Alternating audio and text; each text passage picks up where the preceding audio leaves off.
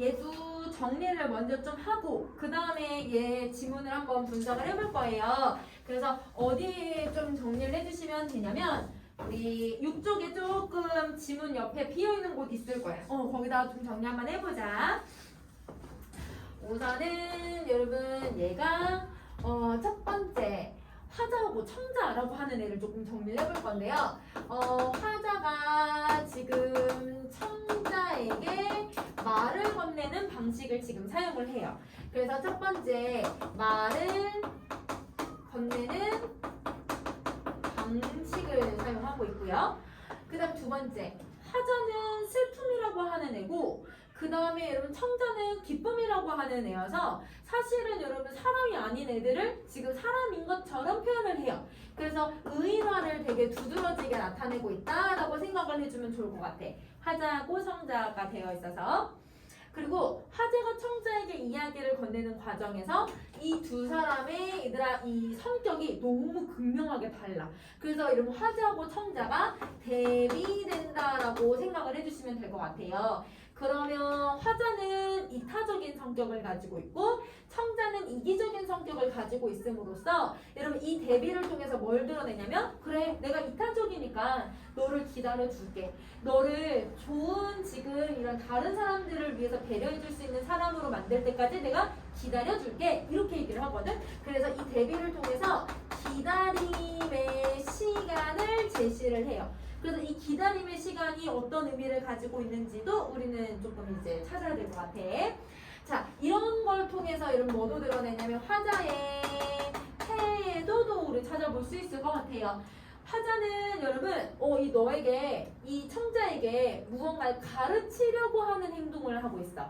그래서 여러분 태도가 여러분 가르친다라고 하는 태도도 나타나지만 너 이런 거 되게 잘못된 행동이야. 너 이거는 옳은 행동이야. 라고 해서 이 대상을 비판하는 모습도 가질 수 있다고 볼 수 있을 것 같아요. 그렇지만 여러분 이 청자를 뭐 하냐면 같이 끌어안고 가려고 하거든요. 그래서 얘가 포용적인 성격을 가지고 있다라고 생각을 해주셔도 돼요. 그러면 여러분 약간 산속에서라고 하는 작품이랑 같이 연결을 시킬 수도 있을 것 같아.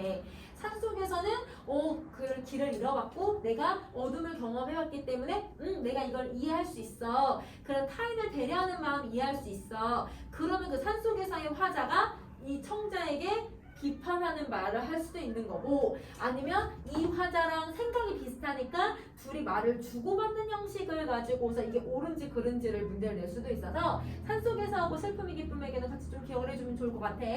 자, 그 다음에 여러분 여기서는 이런 모습을 가지고 있기도 하고요. 두 번째 뭘 여러분 찾아주셔야 될 것 같냐면 시어 식구 의미가 되게 다양해요. 그래서 여러분 여기서 시어의 식구의 의미를 정리하면서 한번 같이 가볼게.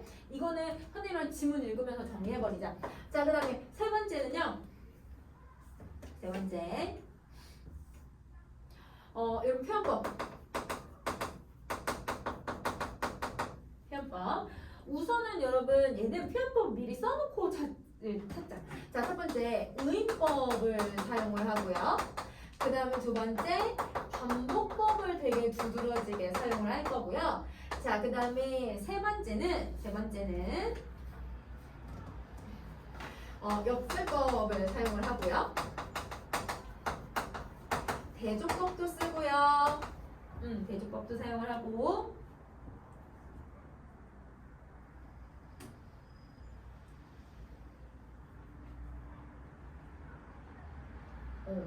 우선은 이렇게 4개? 크게 4개? 4개만 정리를 한번 해보자. 자, 그러면 여러분 이거는 지문 바로 가봅시다. 지문을 갈게요. 자, 나는 여러분 이제 나가 이게 화자잖아요. 그래서 여러분 여기 화자라고 써주시고 화자는 그럼 이제 누가 되냐면 슬픔이 기쁨에게라고 했으니까 슬픔이라고 생각을 해주시면 되고 이 슬픔은 여러분 우리가 생각하는 부정적인 의미가 아니라 타인에 대한 배려심을 가지고 있거나 연민의 감정을 슬픔이라고 생각을 해주시면 돼요. 그래서 이게 타인에 대한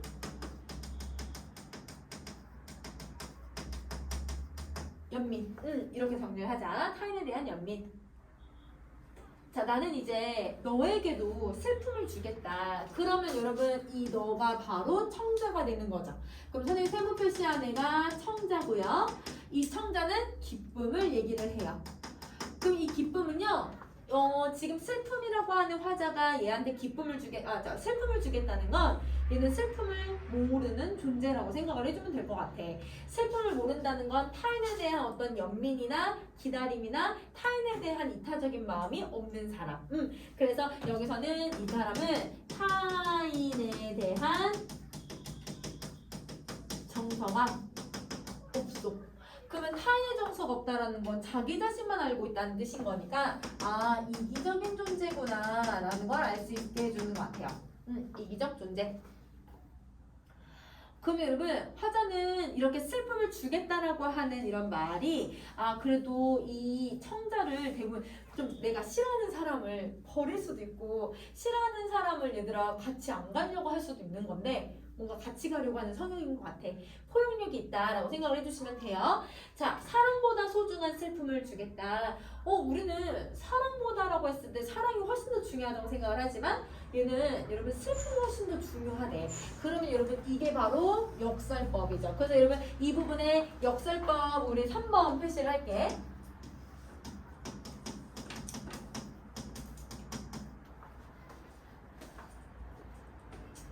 자, 역설법에는 항상 진리가 담겨져 있어야 될 것 같아요.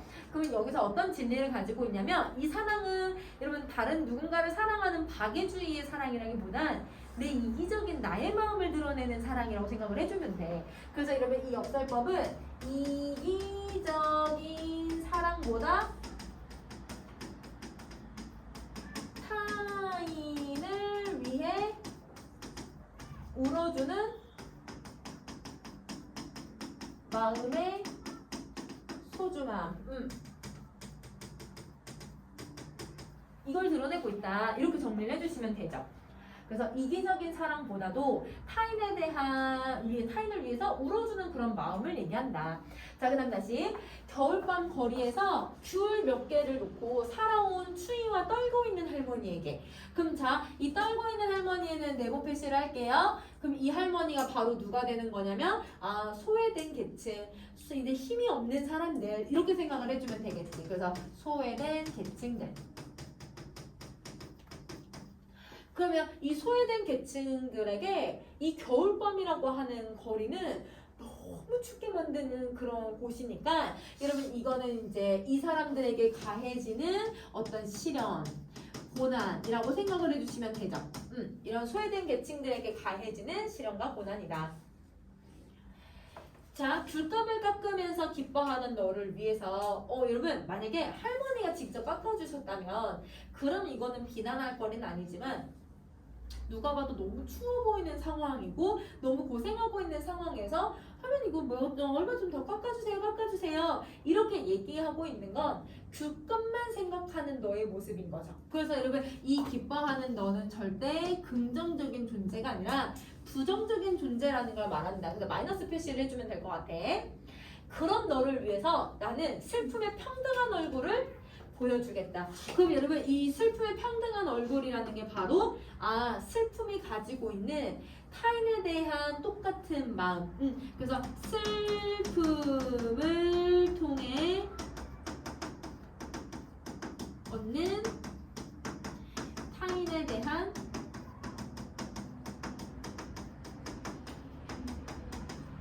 연민. 자, 이 말의 뉘앙스를 좀 생각을 해보면 나만 알아. 그러면 여러분 나만 우월하고 나만 되게 뛰어난 사람이고 나가 최고라고 생각을 할 거야. 그러면 여러분 다른 사람들은 어떻게 생각하냐면 나랑 이렇게 차이가 생겨. 내가 우선이고 이 사람들은 나중이야. 이렇게 하니까 이건 평등한 게 아닌 거죠. 그런데 타인에 대한 마음을 이해할 수 있다는 건 저 사람도 춥겠다. 나도 이렇게 추운데 역지사지의 마음이잖아. 그러면 그 역지사지의 마음을 알고 있다면 그 사람이랑 이런 뭐 경제적이나 아니면 어떤 뭐 외모적이나 이런 게 똑같아지는 게 아니라 마음을 이해할 수 있다는 뜻인 거겠지. 그러면 여러분 이 타인에 대한 연민이라는 건 그 타인에 대해서 이해할 수 있는 마음이라고 생각을 해주면 될 것 같아요. 그래서 다른 사람을 이해할 수 있는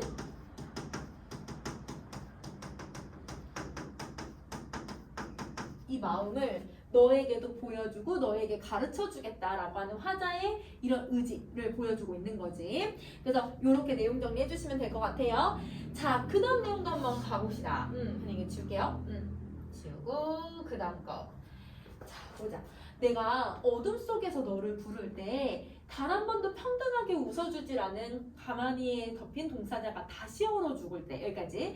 자, 여러분 내가 어둠 속에서 계속 너를 불렀어. 그럼 이 어둠이 여러분 우리 아까 산속에서처럼 어둠. 내가 얘들아 뭔가 방황하게 되고 무섭고 얘들아 등불 이 별빛이 불빛이 없으면 내가 막 불안함을 느끼게 만드는 그 어둠. 그러면 여러분 이 어둠도 여러분 아까 겨울밤처럼 내가 뭔가 춥게 힘들게 만들어주는 시련과 고난이라고 생각을 해주시면 돼요. 그래서 얘도 여러분 삶의 시련,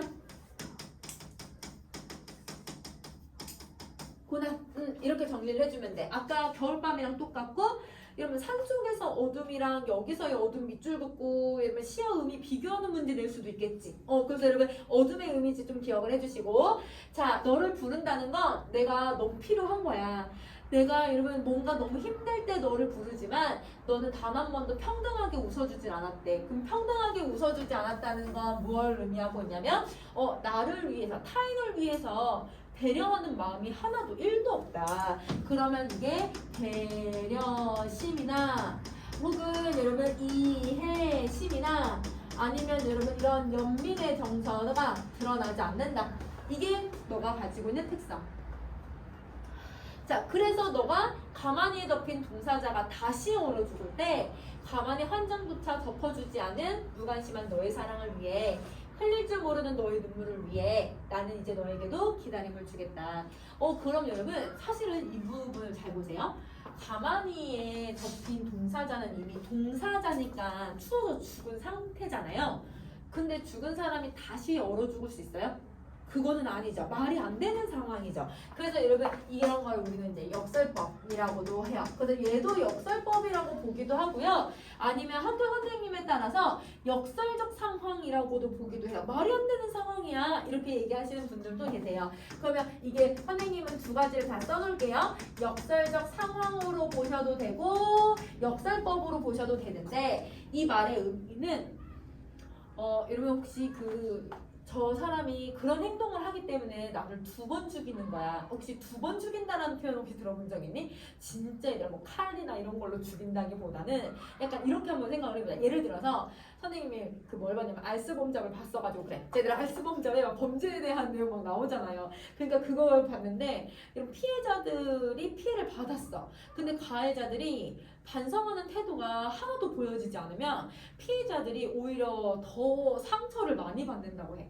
차라리 나를 죽이지 뭐 이런 피해자의 가족이나 피해자가 이런 생각을 하게 된대요. 그러면 그 가해자들은 상대방에 대한 공감이나 그런 거를 못하니까 오히려 이런 피해자가 더 상처를 받게 되는 걸 얘기하는 거네. 그러면 여기서도 가만히 덮인 동사자가 아무런 관심을 받지 못할 때 그게 오히려 더 다시 얼어 죽는다라고 표현을 해버리는 거야. 그러면 여러분 사실은 이게 왜 그러냐면 무관심 때문인 거네. 그러면 이렇게 보면 가만히 덮인 동사자가 무관심 때문에 다시 얼어 죽을 때 그러면 너가 한 번도 이 동사자들을 안타깝게 여긴 게 아니다 라고 설명을 하는 거죠. 자, 우리 여러분 TV에서 뉴스에 막 아침에 무슨 사건 사고입니다 라고 하면서 얘들아 뉴스나 아니면 어디서 막 친구들이랑 얘기하는데 어디서 불났대, 어디서 사람이 뭐해서 죽었대 막 이런 말을 들으면 나랑 연고가 없는 사람이어도 안 됐다 이러면 어떡해 라고 해서 여러분 이런 표현이라도 하잖아요. 진심이든 아니든. 그럼 여러분 그런 표현을 하고 있다는 건 그래도 상대에 대한 이해를 가지고 있다는 건데 얘는 그런 게 없나 봐. 그래서 그런 모습을 보여주고 있는 거야. 자, 가만히 한 장이라는 건 최소한의 관심인 거죠. 그래서 여러분 이런 최소한의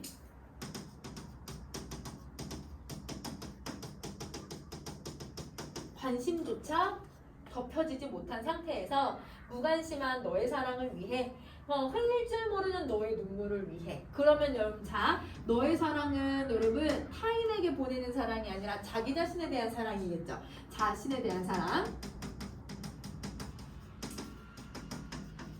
자, 그리고 너의 눈물이라는 거는 여러분 타인을 위해서 대신 울어줄 수 있는 마음을 얘기하는 거지. 그러면 타인을 위해 울어줄 수 있는 마음을 얘기한다. 자, 그래서 나는 이제 너에게도 기다림을 주겠다. 그러면 여러분 이 기다림이라는 게 바로 여러분 이런 변화 혹은 여러분 이 상대를 이해할 때까지의 시간이라고 생각을 해주면 되겠죠. 그래서 상대를 이해할 수 있는 시간. 그 시간을 나는 너에게 주겠다. 이렇게 얘기를 하고 있는 거야. 자, 그러면 여러분 우선은 여러분 여기서 선생님이 계속 뭘 하고 있냐면 역설법 아까 또 하나 더 나왔고요. 그죠? 자, 그 다음에 여러분 지금 대부분 뭐뭐를 위해 형식이 좀 비슷한 반복법도 쓰고 여러분 뭐뭐 겠다 계속 반복법을 쓰는데 반복법은 맨 마지막에 가서 다시 한번 또 정리할게. 자, 그 다음 내용도 가봅시다. 자, 그 다음 이 세상에 내리는 한방눈을 멈추겠대요. 그러면 이 한방눈은 계절이 언제라는 걸 느끼게 해주냐면 아주 추운 겨울이라는 걸 느끼게 해주고요. 보리밭에 내리던 봄눈들을 데리고 온다는 건 봄눈은 여러분 봄이라고 하는 계절이라고 생각을 해주시면 돼요. 자, 그러면 한방눈을 왜 멈추겠다고 하냐면 이 한방눈은 특정 사람들만 즐거워해주는 특정 사람만 즐겁게 얘들아 바라보는 대상이기 때문이야. 사실은 여러분 예를 들면 농민들도 눈이 너무 많이 오면 여러분 하우스가 무너진다든지 너무 무거워서 아니면 여러분 눈이 너무 많이 오면 얘들아 이 가축들이 얼어 죽는 경우들도 있을 수도 있고 그럼 여러분 사람들한테는 이 눈이 긍정적인 게 아닌 사람들도 있을 수도 있잖아. 근데 이 한방눈을 좋아한다는 건 여러분 어떤 화이트 크리스마스나 아니면 이런 겨울을 즐길 수 있을 만큼의 사람들을 얘기하는 거니까 그러면 이거는 특정 사람들이 즉 너라고 하는 이기적인 존재들이 특정 사람이 즐기는 대상이기 때문에 특정 계층만 긍정적으로 인식하는 애들이야. 그런데 이게 여러분 소외계층들에게는 추운 겨울날 눈까지 내리면 할머니가 이거 귤 장사를 하실 수 있을까? 너무 힘들 거야. 대부분 적죠. 대부분 이 물건을 파는 걸 그날은 일찍 들어가실 거야. 그러면 하루 밀당을 못 받거나 하루 이걸 팔지 못하면 여러분 그거 손해잖아. 그치? 그러니까 이거는 특정 사람들만 즐기고 소외계층은 즐길 수 없는 거구나 라고 생각을 해주면 될 것 같아요. 그런데 그 보리밭에 내리는 봄눈들, 그럼 이건 봄이 온다는 소식을 알려주고 있으니까 봄이 오면 그럼 소외계층들에게는 따뜻한 계절이 온다는 걸 알려줄 것 같아. 그래서 이 봄이라는 건 소외계층도 즐기는 대상이 되기 때문에 얘는 긍정적인 시어가 될 거고요. 그 다음에 겨울은 부정적인 시어가 되기 때문에 긍정과 부정이 반대되는 개념이 들어가 있잖아요. 그러니까 여기서 대조법이 쓰고 있다. 그래서 여러분 대조법 4번 여기다 정리해줄게. 자, 그다음 추웠다는 사람들의 슬픔에 다녀와서 여러분 추웠다는 사람들도 그러면 이런 사람도 소외계층에 해당하겠죠. 그죠? 할머니 같은 사람이에요. 자, 그 다음에 동사자 같은 사람이고요. 추웠다는 사람들 소외계층.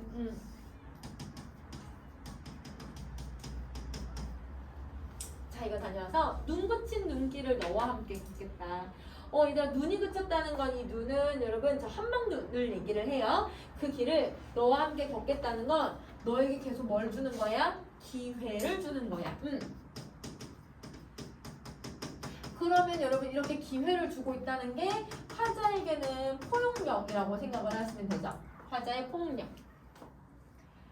슬픔의 힘에 대한 이야기를 하면서 여러분 슬픔의 힘이 아까 여러분 우리 평등한 얼굴 있잖아요. 그거랑 똑같아요. 그래서 얘는 평등한 얼굴과 동일한 의미를 가지고 있다. 평등한 얼굴을 가지고 그 이야기를 하면서 기다림의 슬픔까지 걸어가겠다. 여러분 이 기다림의 슬픔이라는 건 우리 아까 타인을 이해할 수 있는 시간을 기다림이라고 했으니까 그러면 여러분 이것도 타인에 대한 이해의 시간 그거를 가질 때까지 나는 걸어가겠다 이렇게 얘기하고 있는 작품이야. 그러면 여러분 우리 표현법 마저 여러분 반복법이랑 의의법을 좀 정리를 해보는데요. 너라고 하는 여러분 청자하고 화자를 설정하고 있다는 게 의의법을 쓰고 있는 거니까 그래서 여러분 이 작품에 나와 너가 의의법 이게 1번 그 다음에 뭐뭐 하겠다 여러분 뭐뭐 하겠다가 반복이 되고 있으니까 이거는 반복법 2번 이렇게 정리를 해주자.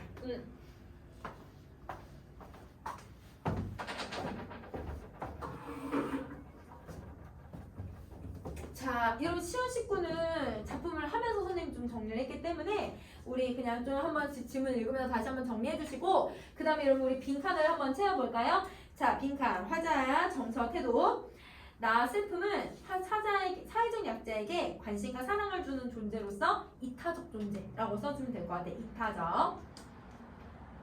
자, 너 기쁨은요 사회적 약자에게 무관심한 이기적인 존재죠. 그래서 이기적이라고 쓸게요. 자, 그 다음 것도 이제 한번 빈칸 채워보자. 사회적 약자에 대한 관심과 사랑, 소외된 사람들을 이해할 수 있는 이 따뜻한 마음을 슬픔이라고 정리를 해주면 되겠다. 근데 이건 다 정리되어 있어가지고 자, 기쁨은 이기적인 존재고 무관심한 존재야. 자, 그러면 타인을 진정으로 이해하는 데까지 걸리는 시간을 우리는 기다림이라고 했으니까 거기다 빈칸 기다림 써주면 되겠다. 기다림만 빈칸 써주시면 돼요. 자, 뭐뭐 하겠다라고 하는 건 무슨 어조를 만들냐면 그래도 얘들아 이거는 의지를 드러내주는 선호말 의미가 들어가 있으니까 여러분 의지적 어조를 만들고요. 혹은 내가 너에게 말을 건네는 방식이라는 것도 알 수 있을 것 같아요. 말을 건네는 방식. 자, 그리고 반복을 통해서 여러분 이걸 반복을 계속 시키니까 다음엔 믿음감 운율 형성하고요. 화자의 의지라고 하는 상황을 강조하고 있다. 이렇게 정리해줄게. 선생님, 더불어 사는 거예요? 그걸 안 했다. 미안해. 그걸 안 했다. 일단 그거 빈칸 넣을게요. 자, 소중한 슬픔과 기다림에 대한 너에게 가르쳐 주려고 하고 그러니까 비판적인 태도도 좀 나타나. 그지? 그리고 더불어 사는 다 같이 살아가려고 하는 공동체의 여러분 가치를 난 너와 함께 만들어가고 싶은 거지. 공동체의 가치.